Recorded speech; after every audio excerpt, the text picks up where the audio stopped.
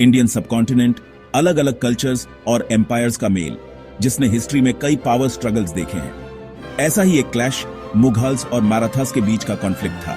यह क्लैश सिर्फ जमीन या रिसोर्सेज के लिए नहीं था, यह आइडियोलॉजीज की लड़ाई थी, सर्वाइवल की और एक बनते हुए नेशन की सोल की। एक तरफ था माइटी मुगल एम्पायर, एक ऐसा एम्पायर जो इंडस रिवर से बे ऑफ बंगाल तक फैला था, मैग्निफिसेंट सिटीज और सोफिस्टिकेटेड एडमिनिस्ट्रेशन के साथ। इसके हेल्म पर अपने रेन के ट्वाइलाइट में थे एम्परर औरंगजेब, जो अपनी मिलिट्री स्किल्स और अपने फेथ के लिए जाने जाते थे। मुगल्स के सामने थे मराठास, एक पावर जो डेक्कन के हिल्स और वैलीज से उठी थी। शिवाजी महाराज की लीडरशिप में मराठास ने मुगल हेजेमनी को चैलेंज किया था, रेजिस्टेंस की एक स्पार्क इग्नाइट की जो जनरेशंस तक ब्लेज करती रही। ये उनकी कॉन्फ्लिक्ट की स्टोरी है, एम्बिशन, करेज और एंड्यूरिंग ह्यूमन स्पिरिट की सागा। ये एक स्टोरी है जो डिकेड्स तक चली, इंडियन सबकॉन्टिनेंट पर एक एंड्यूरिंग लेगेसी छोड़ गई। ये कॉन्फ्लिक्ट सीरियसली 1680 में शिवाजी मराठा एम्पायर के फाउंडर की डेथ के बाद शुरू हुआ और 1707 में औरंगजेब की डेथ तक चला। ये 27 years intense warfare, strategic manoeuvring और पॉलिटिकल इंट्रीग का पीरियड था, जिसने दोनों एम्पायर्स की डेस्टिनी शेप की। एक विजनरी लीडर और skilled military strategist Shivaji Maharaj ने एक इंडिपेंडेंट मराठा किंगडम की नींव रखी थी। उन्होंने मुगल एम्पायर की माइट को चैलेंज किया, गरिल्ला वॉरफेयर और स्ट्रेटेजिक अलायंसेस के थ्रू एक रेलम बनाया। उनकी डेथ ने मराठा लीडरशिप में एक वॉइड छोड़ दिया और सक्सेशन का क्वेश्चन एक पॉइंट ऑफ कंटेंशन बन गया। संभाजी, शिवाजी के एल्डेस्ट सन, एक केपेबल लीडर थे। उन्होंने बैटलफील्ड पर अपनी मेटल प्रूव की थी, लेकिन उनके क्लेम को उनकी स्टेप मदर सोयराबाई ने चैलेंज किया, जो चाहती थी कि उनका सन राजाराम किंग बने। इस पावर स्ट्रगल ने मुगल्स के लिए एक अपॉर्चुनिटी प्रेजेंट की। औरंगजेब ने मराठास को क्रश करने के लिए फोर्सेस मोबिलाइज की, लेकिन संभाजी चैलेंज से पीछे नहीं हटे। उन्होंने अपनी पावर कंसोलिडेट की और फोर्सेस रैली की और मुगल आर्मी का सामना करने के लिए प्रिपेयर हुए। डेक्कन इस एपिक क्लैश का बैटल ग्राउंड बन गया। संभाजी ने मुगल सप्लाई लाइंस को हरास करने के लिए गेरिला टैक्टिक्स एम्प्लॉय की। वो समझते थे कि ओपन बैटल में मुगल्स के साथ डायरेक्ट कॉन्फ्रंटेशन डिजास्टर्स होगा और टेरेन के मराठास नॉलेज को एक्सप्लॉइट करने पर फोकस किया। संभाजी का रेन मुगल्स के खिलाफ कांस्टेंट वॉरफेयर से मार्क था। उन्होंने खुद को एक श्रूड मिलिट्री कमांडर प्रूव किया, मुगल अटैक्स को रिपेल किया और डेयरिंग काउंटर ऑफेंसिव्स लॉन्च किए। उन्होंने अलायंसेस की इंपॉर्टेंस समझी और मुगल डोमिनेंस को चैलेंज करने के लिए फोर्सेस का एक कोalition बिल्ड करने की कोशिश की। उन्होंने अपने कॉमन एनिमी के खिलाफ सपोर्ट मांगते हुए डेक्कन के सल्तनेट्स से कांटेक्ट किया।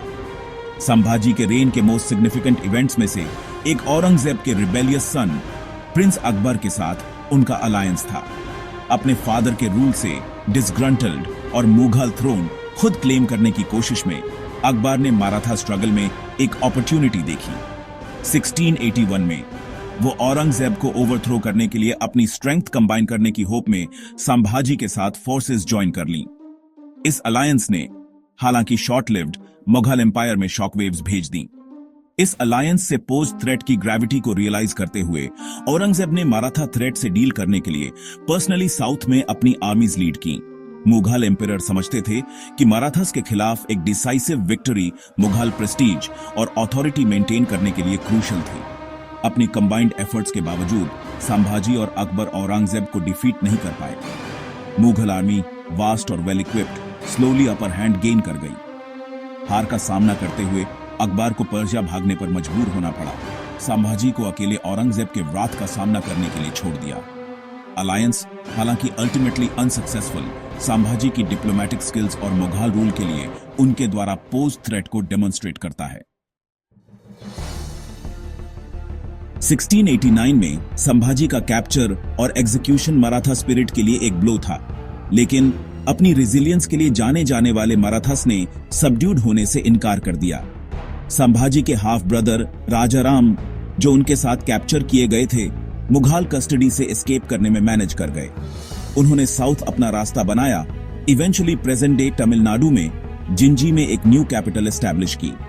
जिंजी एक फॉर्मिडेबल फोर्ट जो अपने इम्प्रेग्नेबल डिफेंसेस के लिए जाना जाता है, मराठा रेजिस्टेंस का सिंबल बन गया।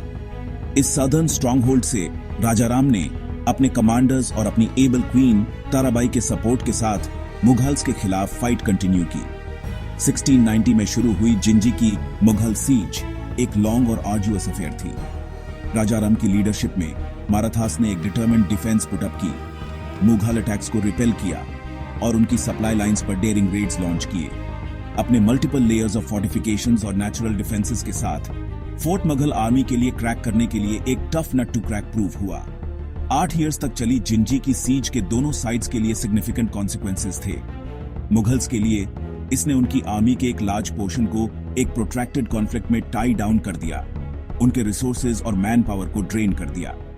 माराठास के लिए इसने उन्हें एक मच नीडेड रेस्पाइट प्रोवाइड की, जिससे उन्हें रीग्रुप करने, अपनी फोर्सेस कंसोलिडेट करने और अपने नेक्स्ट मूव प्लान करने का टाइम मिला। 1700 में राजाराम की अनटाइमली डेथ ने माराठास को एक बार फिर लीडरशिप के क्राइसिस का सामना करवाया। इस ट्यूमल्चुअस पीरियड के दौरान ताराबाई, राजाराम की क्वीन, खुद में एक फॉर्मिडेबल लीडर के रूप में इमर्ज हुई। रिमार्केबल करेज, पॉलिटिकल एक्यूमेन और मिलिट्री स्ट्रैटेजी की डीप अंडरस्टैंडिंग डिस्प्ले करते हुए ताराबाई ने मराठा कन्फेडरेसी की कंट्रोल ले ली।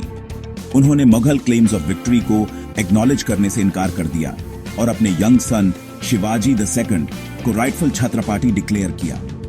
मराठा स्पिरिट को अलाइव रखने की जरूरत को समझते हुए ताराबाई ने अपनी फोर्सेस रैली की और मुगल्स के खिलाफ फाइट कंटिन्यू की। वो एक फोर्ट से दूसरे फोर्ट जाती रहीं, अपने लोगों को इंस्पायर करती रहीं और फ्रंट से लीड करती रहीं। ताराबाई की लीडरशिप में मराठास ने मुगल्स के खिलाफ एक रिन्यूड ऑफेंसिव लॉन्च किया।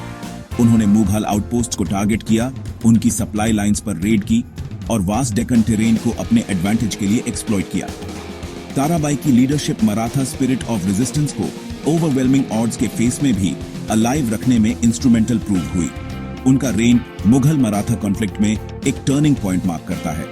एक बार डिफेंसिव पर रहने वाले मराठास अब वॉर की टर्म्स डिक्टेट कर रहे थे।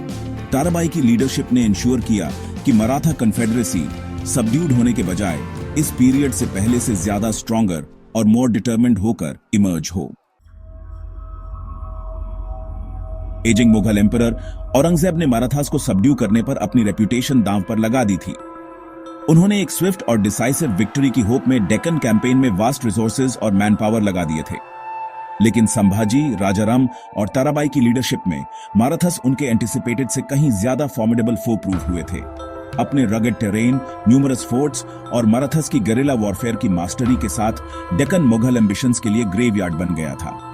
मुगल रूल के अंडर एक यूनाइटेड इंडिया का औरंगजेब का ड्रीम स्लोली स्लिपिंग अवे था, एक कॉस्टली और सीमिंगली एंडलेस वॉर में फंस गया था।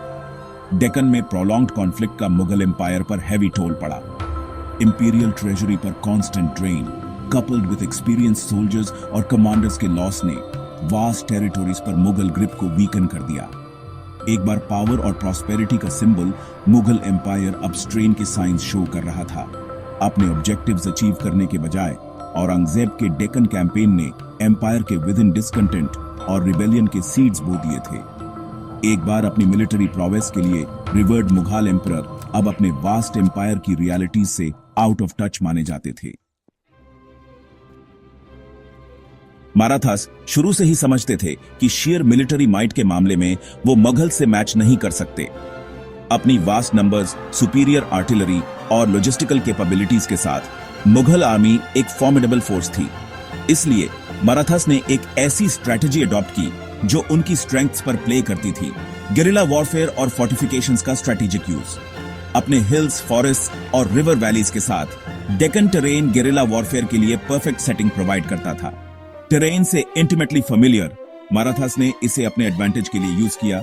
मुगल कॉलम्स पर सरप्राइज अटैक्स लॉन्च किए, उनकी सप्लाई लाइंस डिसरप्ट की और फिर कंट्री साइड में वापस मेल्ट हो गए। उनकी गेरिला टैक्टिक्स को कॉम्प्लीमेंट कर रहा था मराठास का फोर्टिफिकेशंस का स्ट्रेटेजिक यूज। डेक्कन कई फोर्ट से डॉटेड था, जिनमें से कई हिलटॉप्स और अदर नेचुरली डिफेंसिबल पोजीशंस पर सिचुएटेड थे। ये फोर्ट्स अक्सर वॉल्स के मल्टीपल लेयर्स के साथ मराठास के लिए स्ट्रॉन्ग होल्ड्स का काम करते थे।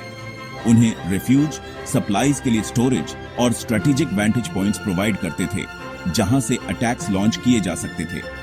शिवाजी के अंडर मराठस ने फोर्टिफिकेशंस और मिलिट्री टैक्टिक्स का एक सिस्टम डेवलप किया था जो डेक्कन टेरेन के लिए परफेक्टली सूटेड था। वो मोबिलिटी की इंपॉर्टेंस, एनिमी के वीक पॉइंट्स पर स्ट्राइक करने की, और अगर इससे बचा जा सके तो कभी भी पिच्ड बैटल में एंगेज न करने की इंपॉर्टेंस समझते थे।